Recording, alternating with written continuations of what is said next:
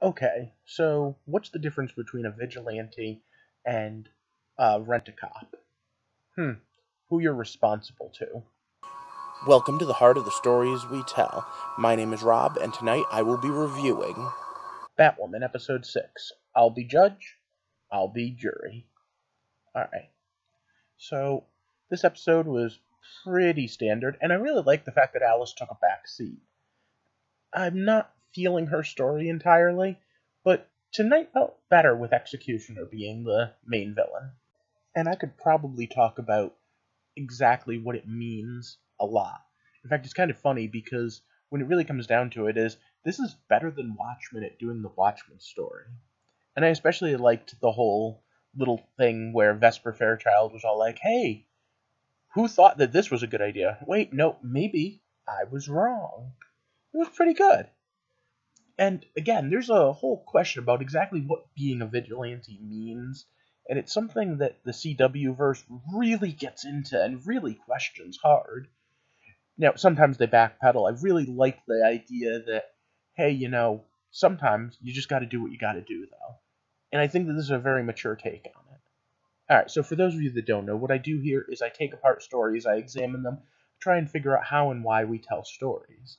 And I do all that because I'm an aspiring writer, and I hope by taking apart other people's work, I'm going to be better at making my own. If that sounds interesting and you feel like helping me, I have a Patreon, and of course, you can always just click that subscribe button. Join me here every week as I go through and try and figure out the psychology of stories. Alright, so there's one other big elephant in the room, and that's the secret identity. Kate Kane, already discovered by someone that is in her private life, and the CW verse has a big, big problem trying to keep the idea of secret identities meaning anything. Every one of the main heroes gets a team that grows pretty quick because everyone around them pretty much just joins in and becomes part of their team.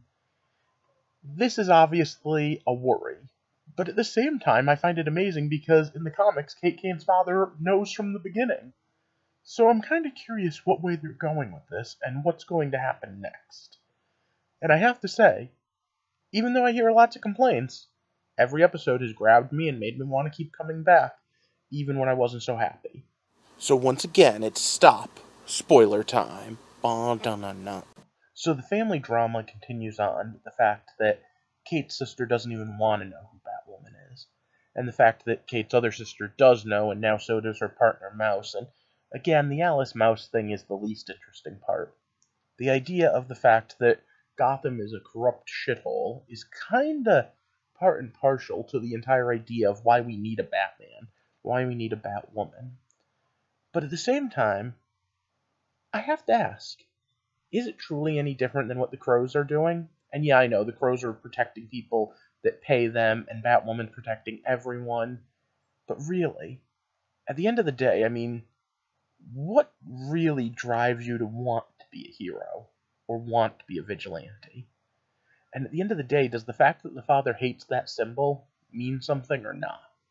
I want to know what you think, especially about that moment when he actually said it, when he actually felt it.